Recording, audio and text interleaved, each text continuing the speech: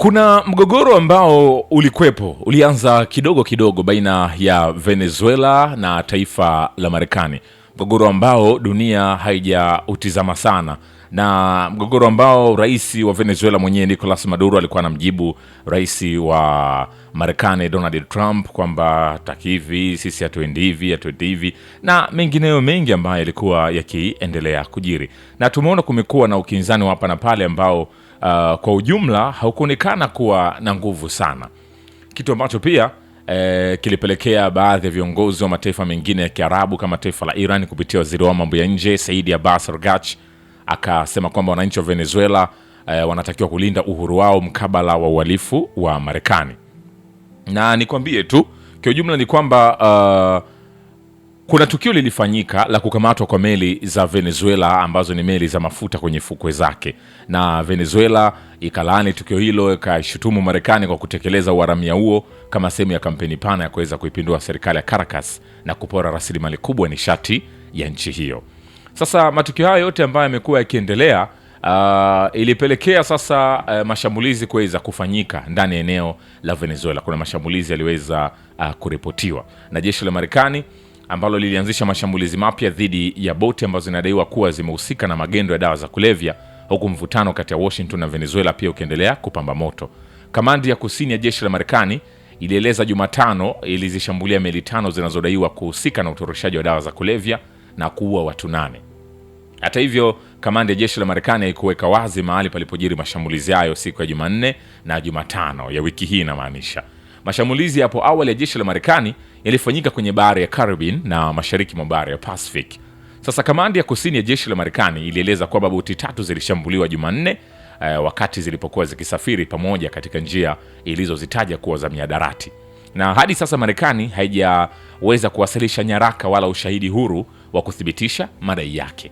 Na Marekani imeendelea kukusanya idadi kubwa ya wanajeshi kwenye visiwa vya Caribbean, kiwango ambacho kimetajwa kuwa kijawahi kushuhudiwa katika miongo kadhaa ya karibuni. Na serikali ya Trump na maafisa wa kijeshi wa ngazi ya juu wa nchi hiyo, wao walikosolewa vikali na bado wanaendelea kukosolewa kufuatia mashambulizi ya Marekani kwenye eneo la Caribbean ambayo yaliua makumi ya watu hadi sasa.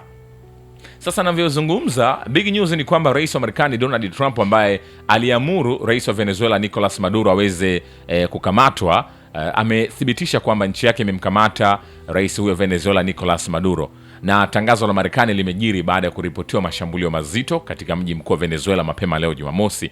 Na nikinukuu, anasema Marekani imefanikiwa kutekeleza shambulio kubwa dhidi ya Venezuela na kiongozi wake rais Nicolas Maduro ambaye yeye na mke wake wamekamatwa na kuondolewa nchini mwao.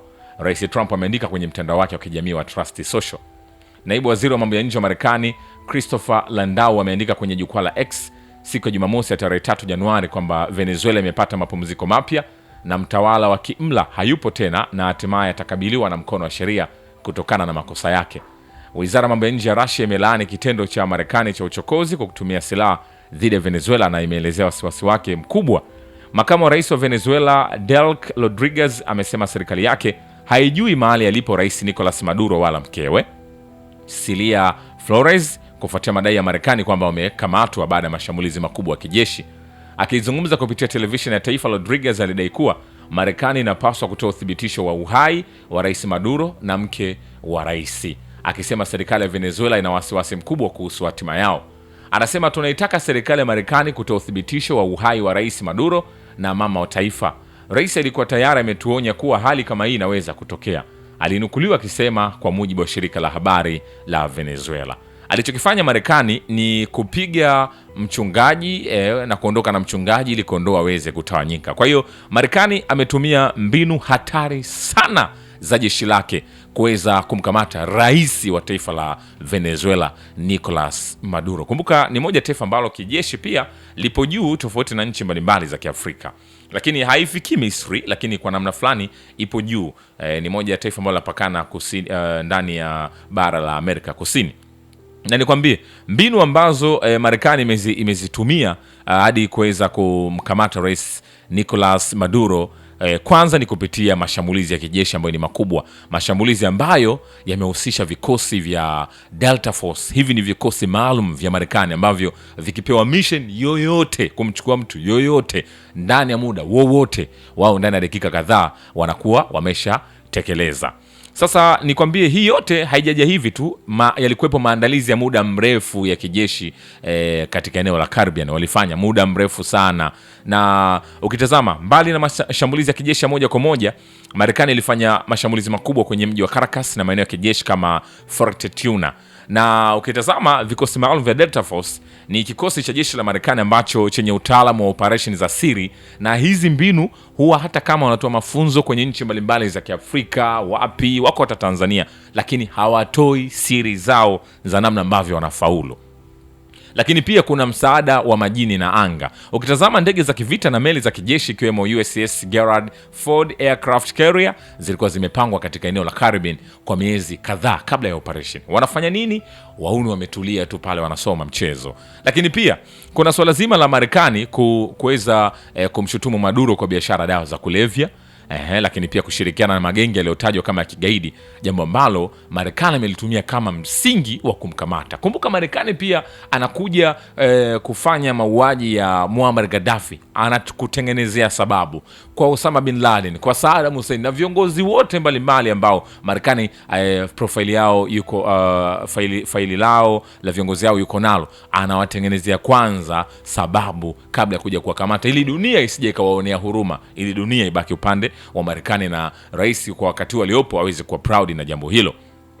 Lakini pia ukirudi, kuna kampeni ilifanyika ya shinikizo la kisiasa kabla operation. Marekani na upinzani wa Venezuela walidai Maduro aligushi uchaguzi ili kubaki madarakani na kumtaja kama kiongozi wanaita narco state. Sasa ukitazama yote hayo ni mbinu ambazo Marekani aliweza amezitumia kuweza kuhakikisha anafanya hivyo kwenye taifa ambalo Rais Nicolas Maduro anadaiwa aligushi uchaguzi kwa kujitafutia kura nyingi, lakini pia masuala madawa ya kulevya na mambo mengine mbalimbali. Licha kujibu hapa na pale, lakini ndio hivyo mambo yamekwenda. Sasa kinachosubiriwa sasa ni Marekani amuonyeshe Rais Nicolas Maduro yuko wapi na mkewe, aonyeshe hata picha au video ili watu waweze kuamini. Lakini kama atajitokeza akiwa bado ndani ya Venezuela, tunasema Delta Force itakuwa imefeli. Lakini je, Rais Donald Trump atakuja mbele ya public kuzungumza hivi, jambo ambalo ni la uongo, na wakati huu anaendelea kutafuta ukuu wake ndani ya dunia kuifanya Marekani iweze kuwa kubwa zaidi, kama alivyoweka kwenye kauli mbiu yake ya uchaguzi, Make America Great Again. Tutaendelea kujuzana. Usisahau kusubscribe, kulike na kucomment channel hii. Mimi ni Richard Shaw, The Rich Voice, Instagram na TikTok. Jina ni moja tu, Rich Voice Official. Asante.